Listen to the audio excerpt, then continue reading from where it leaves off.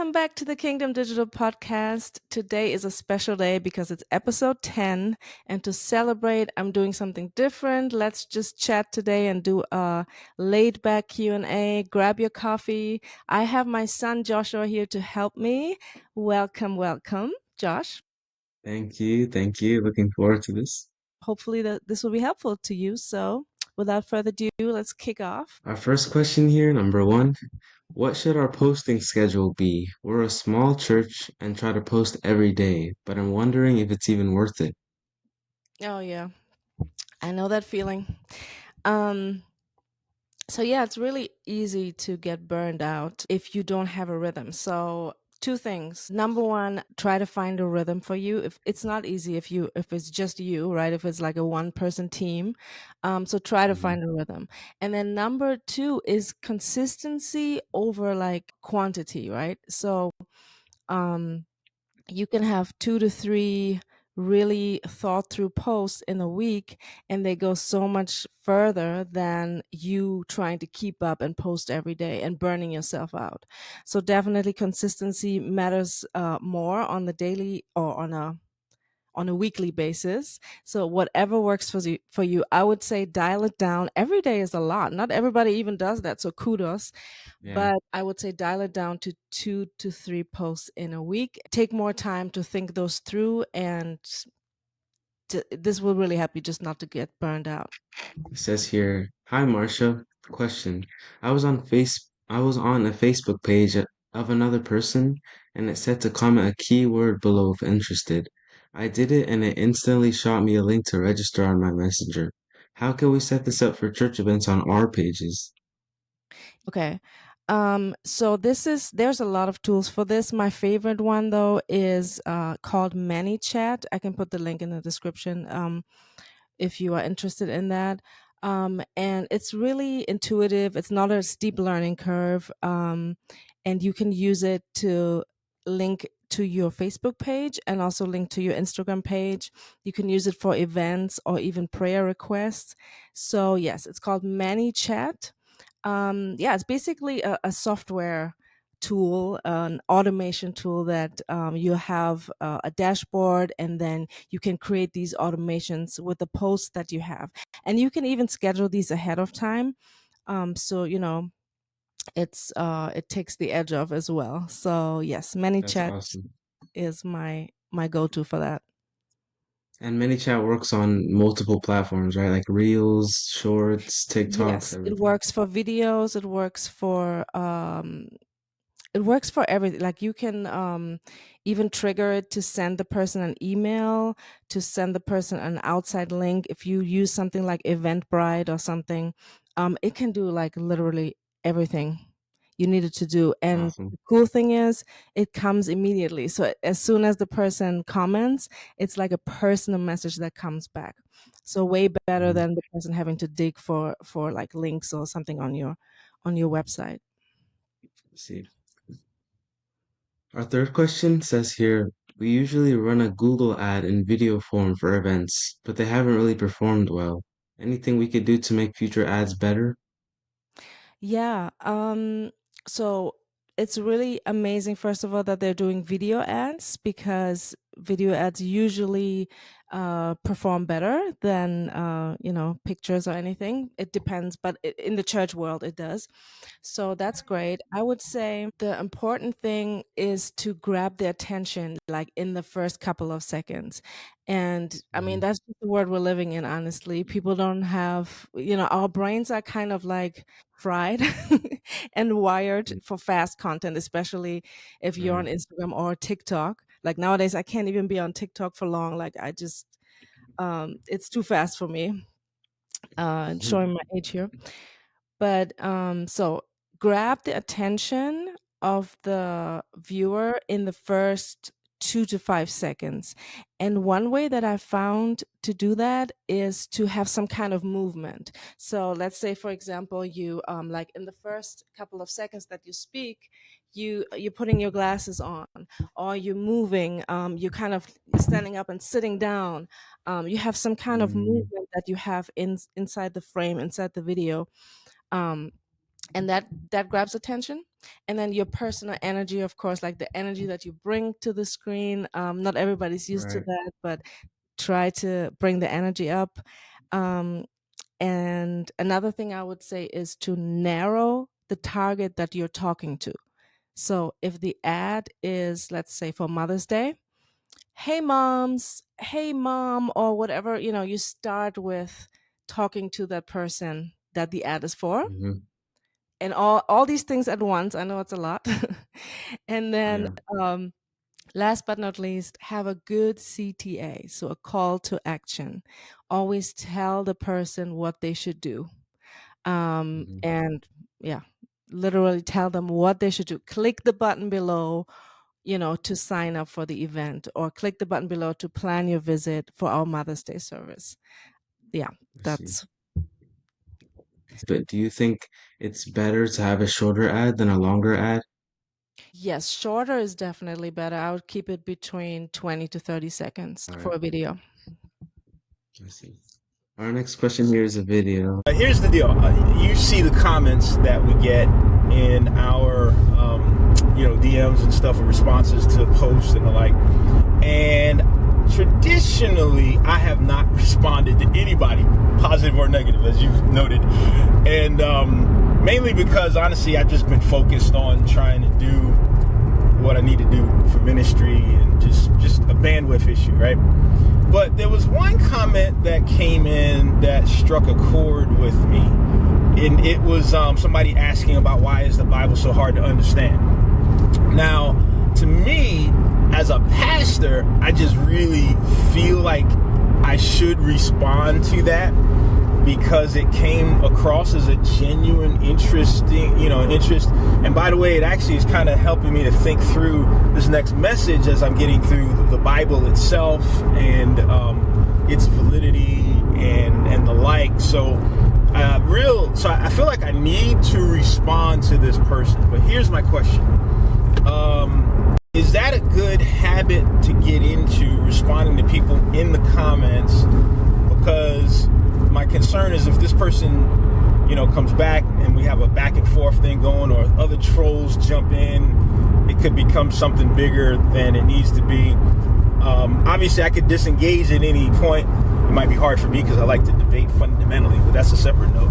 But I could obviously just say, if it gets to a point where it's unhealthy or everything else, I can cut it out. And I know I can delete the comments. But I just wonder, like, if I start a conversation or if I engage in a conversation that I don't, quote unquote, finish, do I lose authenticity to the audience that follows? Does that work against, my credibility and the like? So I don't want to go there if I'm entering into something and I don't want to, see to the end. But so I'd love to get your thoughts. I do know that, at least I think, if the answer is not to go into a public response, I could also send a direct message, and that's one way. If there's a legitimate question, I have no problem with it. And I personally would love to talk to that person. I don't know if they'd want to get on a phone call, but anyway, your take on, just the broader impact of going back and forth with trolls, I guess, is the question. So whenever you get a chance, love to get your perspective on that. Thank you. Okay, yeah, this is an excellent question. And dealing with trolls and hate comments online is not easy for anyone, I think. And maybe a new territory even in the church world, like as a pastor, like, or even as a pastor when you have a personal brand or a church page, because you're taking care of your sheep and you have certain responsibilities and you're not used to it. So I completely understand. I really understand also the urge to answer, because this particular question was, I guess, genuine. It wasn't really a hate comment. It was more like a question, of, yeah, why is the Bible so hard to understand, and maybe just voicing out their frustration. But I would say, because this is a public space, because this is the church's page, right? You have to be careful. If you have a social media manager, someone that manages your pages, it can be, if you have a volunteer that does that, or if you even have a paid, like, working social media manager, let them answer on your behalf. You can talk about it behind the scenes. If you don't, there is another option where you already said it in your question, to take it to a private space and write this person a DM, a direct message or personal message, and see if they are, open to chat about this privately. Because this is another thing you already said in your question, you will lose credibility. This is just the world that we live in. We're in the online space and it's open to everyone, to all the trolls as well. It will diminish your credibility, especially for people who are not in church and who don't really understand what a pastor actually is, or like who are maybe just waiting and looking for a reason. Oh, the pastor himself, is saying this and that. So Right. it's thin ice, definitely, and it's not easy to navigate. But I would say it's a no. Don't publicly answer the comment. If you have a designated person who does community management, that is option A. You talk about what you want to reply and then you post it. But I honestly prefer option B, where you take it to a private space and just write the person a personal message. Yeah, I hope that answered the question. What program do you use for pulling reels? I'm Mm, guessing Instagram reels. pulling reels. Let me start with sermon Yeah, clips. I use OpusClip, opusclip.pro, I believe. All the links are in the description if you are interested in any of these tools. I can highly recommend it. It is basically an AI program that you can upload either a video or a link to a video, as long as the video is public, which is either a YouTube link or a Vimeo link or anything you have. So you plug it in there and it pulls bite size clips for you. And then you can go in and edit them, and then it will have the captions on the screen of what the pastor is saying. And this works for any kind of video, not just sermons, but I use it for my clients for sermon reels. So Opus Clip, highly recommended. And then other than that, I really don't. Oh, I use CapCut sometimes, if I need a good template or something. CapCut is super. I think you're a fan of CapCut, right, Josh? I'm pretty sure, Yeah. yeah, I used it for some projects. Yeah, it's so intuitive and free. So I use CapCut, and then Canva is my go-to if I need to add any Yeah, graphics or anything like that. So awesome. OpusClip, Canva, and CapCut. And you could use OpusClip again for any software, not only Reels. Or do you have a suggestion for any different platform? Yeah, they also have a scheduler, which I haven't really messed with it because I'm in love with Metricool, but they also have a scheduler where you can schedule your stuff out. Awesome. Cool. Our next question here says, what do you do when no one's engaging with your posts? Oh wow, that's a good one. When no one is engaging with your post, well, are you engaging online? First of all, it is social media. So how social are you? Ask yourself that. Hmm, that's a On good one. social media? Do you just, is your Facebook page just a bulletin board where you like slap things on and just let them be? That's one thing, but it's not always your fault. It is also the ever so mighty algorithm. Um, that we are not fighting, but that we are trying to please. Mhm. But I would say don't be afraid of asking for engagement, and you can do this two ways. So you can start at home in your church, in your community, with your team, even with your social media team, if you have one, or with your volunteers. Ask them, hey, we posted this. Write like a quick text or a quick group message. Please engage with the post of today, something like that. Right. Or you can tag Mhm. them so it comes along, they get a notification that they have been tagged. Just kind of like a reminder to engage with the post. So that's one thing. Start at home and see if that kind of triggers the algorithm more. And then the second thing is ask the your audience, ask your folks. And that's where we come to the CTA again, this call to action. I guess it sounds bossy maybe for some people who are not used to, like, telling people what to do, but it is literally telling someone what to do, because we are so used to consuming so many pieces of content on a daily basis in our feed. We're just swiping, swiping, swiping. So if the piece of content doesn't have a CTA, it'll just be they will go to the next. Pushed away. So Right. yeah, so check your content, I would say. Look at the last 5 pieces that you posted and see if there was a call to action, if there was some next step that the person could take. And then I would also say, look at what kind of content you're posting. It always comes back to the quality, I guess, or the kind of content that you're posting. If you only have announcements, I always say that in most of my videos, it's people are going to scroll past. That's boring. You don't want to only have Yeah. announcements and events on there. Right. And then also one time you told me something, I think I forgot the main idea, but it was like for the first 100 videos, don't expect anything until you grow your channel grows and your Also, subscriber grows. Yeah. yeah, yeah, have patience. I am learning patience right now, right? With my, like, what, Yeah. close to 50 subscribers. Yeah. It is a matter of time. Again, we're feeding an algorithm, we're feeding a system with content. So it's those two things. It's being consistent. Hmm. And as we said earlier, it doesn't have to be every day, but at least if it's every Right. Monday, right, then the algorithm knows, and also people know what to expect. Hey, I'm getting my Monday motivation, from this and this church every morning, every Monday Hmm. morning at 8 or whatever. That's that thing. And then also us being patient and knowing that it's a matter of time. um, Right. and then a bonus thing that I would add is also tracking analytics. And it sounds intimidating if you're not a social media manager, but there are some really good tools out there to make it easy and simple for you. One of them is Metricool. So that's my go to scheduler. Again, links in the description.